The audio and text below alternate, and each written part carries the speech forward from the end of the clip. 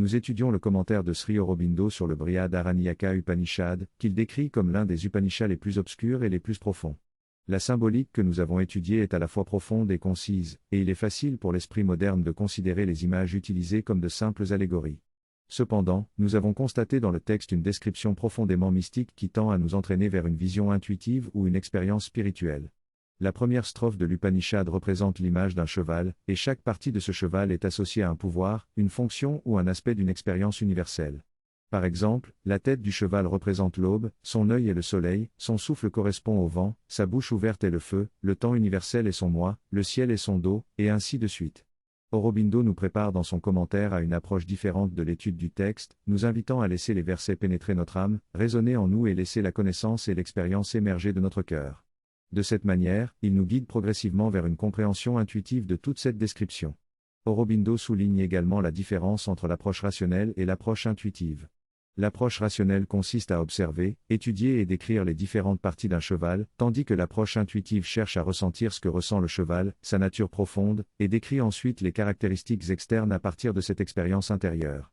Ainsi, l'approche intuitive permet de comprendre la différence entre un cheval et une vache, par exemple, en ressentant leur essence et leur caractère distinct, plutôt qu'en se basant uniquement sur l'observation des membres et des proportions. L'étude de ce texte nécessite donc une approche consciente et intuitive, afin de saisir sa signification profonde. Dans ce texte, l'auteur explore différentes images et analogies pour décrire le cosmos.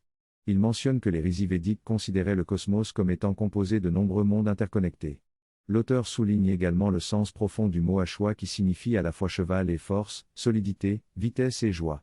Il explique ensuite la signification du verset qui parle de la faim comme étant la caractéristique de la force qui a créé les mondes matériels.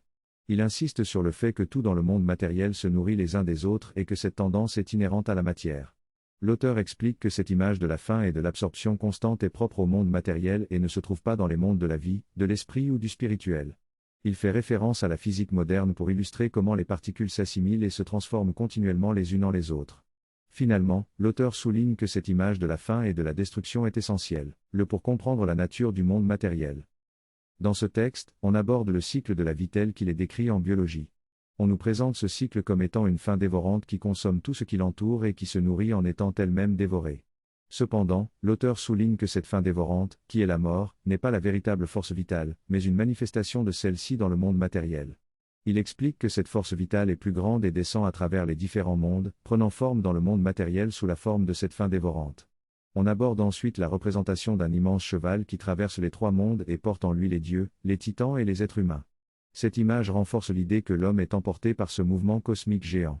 L'auteur mentionne également la notion d'évolution et souligne que bien que le terme lui-même soit nouveau, l'idée d'évolution n'est pas nouvelle, mais elle est abordée différemment par les anciens.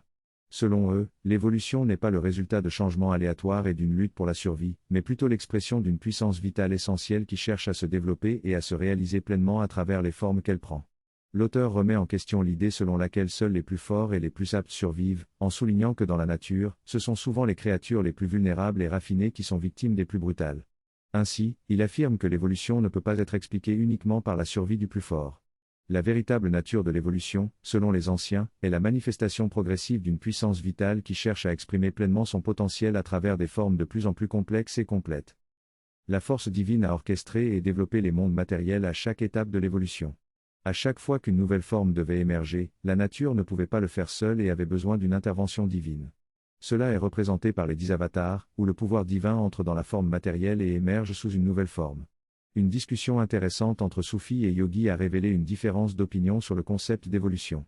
Les soufis rejettent ce terme en raison de son association avec la science moderne, tandis que les yogis l'acceptent et le considèrent comme central à l'existence humaine et à l'univers.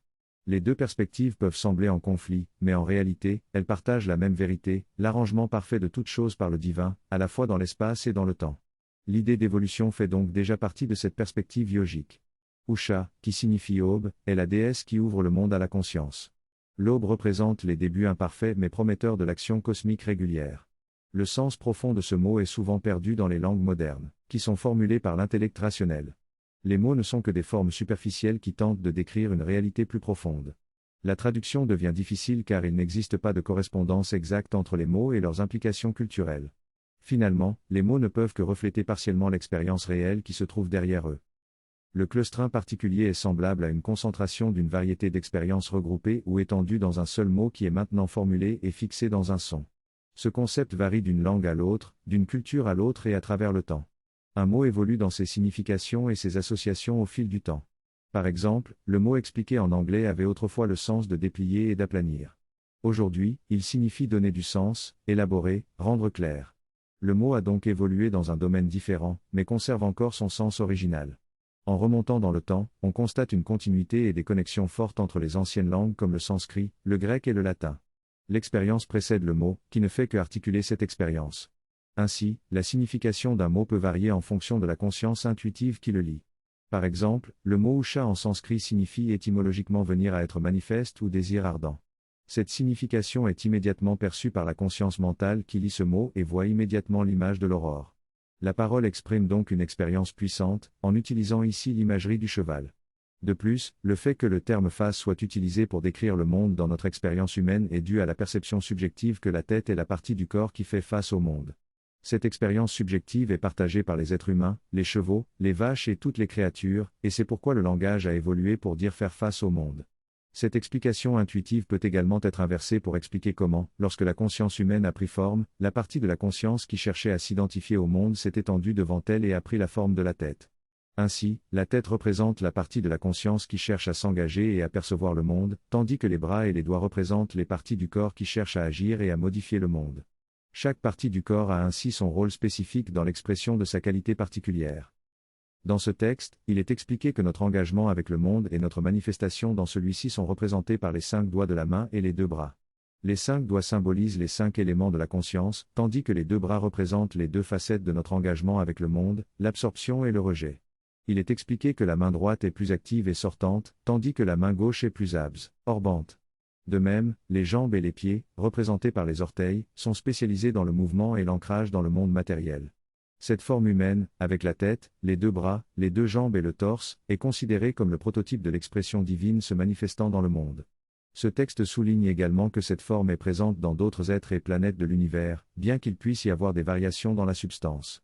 Enfin, il est expliqué que l'aube symbolise le début de l'activité cosmique et que le jour et la nuit représentent le mouvement cosmique de manifestation. La journée représente le début du mouvement, tandis que la nuit représente l'achèvement du mouvement.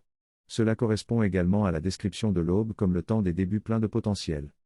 Le jour est le symbole du temps d'activité, tandis que la nuit représente le temps d'inactivité. Le mouvement en avant construit l'activité, tandis que ce qui est laissé derrière traîne derrière et se dissipe dans l'inactivité.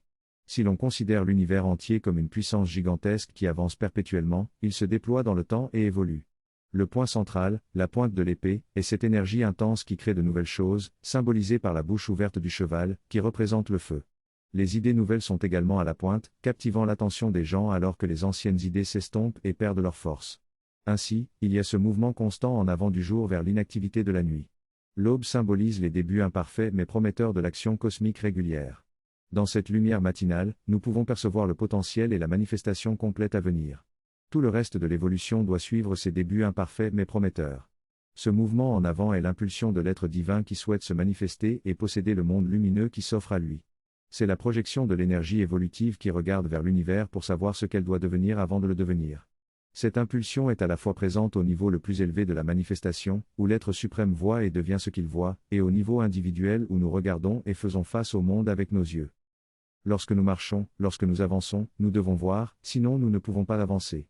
Si nos yeux sont fermés, nous devons tendre nos mains pour sentir ce qui est devant nous, afin de pouvoir avancer en relation avec ce que nous voyons.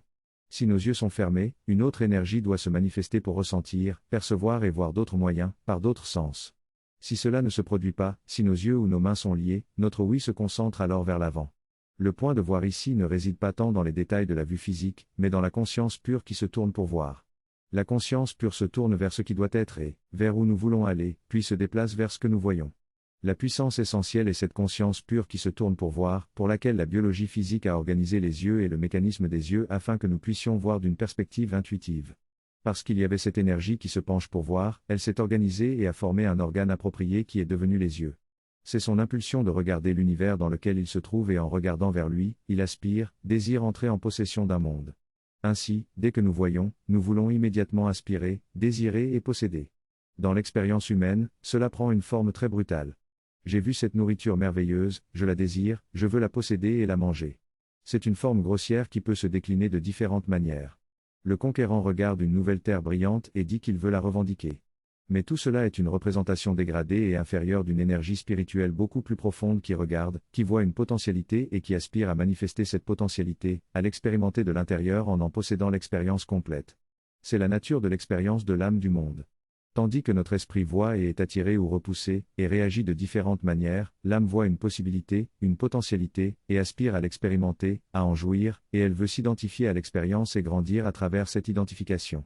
Ainsi, elle aspire, elle désire entrer en possession d'un monde qui semble si lumineux à cause de l'éclat du regard qui se pose sur lui. La suggestion est que la luminosité du monde qui attire n'est pas due à quelque chose inhérent au monde, pas à cause d'un autre soleil qui l'éclaire ou à cause de quelque chose là-bas. C'est la luminosité du regard qui le fait briller. Et encore une fois, d'un point de vue spirituel, c'est quelque chose de profond. En Brahman, toute possibilité existe également et simultanément. Lorsque le regard créatif du divin se tourne vers une possibilité, ce regard, ce fait qu'il concentre son attention, sa conscience sur cette possibilité, l'éclaire, la met en évidence, l'intensifie, la rend si attrayante, si réelle, et l'être se met alors à manifester et à devenir cette possibilité. Ainsi, voir ici est clair, met en évidence un aspect, une possibilité parmi l'infini potentiel qui existe simultanément en Brahman. C'est cette avancée frontale, ce regard, cet éclairage et ce déploiement, cette aspiration, cette saisie et cette jouissance, cette possession qui est la tête et le regard du mouvement créatif cosmique du cheval cosmique. Ce sont là des réflexions profondes, des expériences que nous avons, qui se révèlent en méditant sur cette image.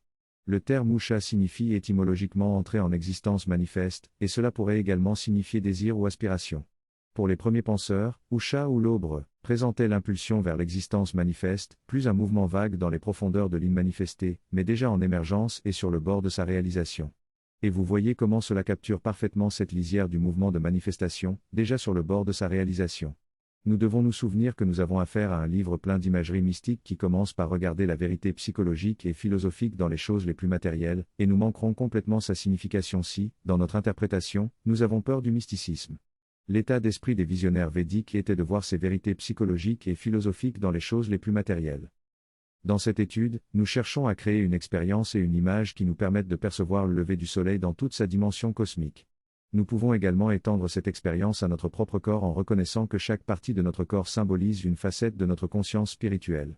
Ainsi, notre corps ne doit plus être considéré comme simplement un outil biologique, mais comme un moyen conscient d'expression de notre âme dans le monde matériel. Nous devons commencer à prendre soin de notre corps et utiliser ses facultés avec une profonde appréciation.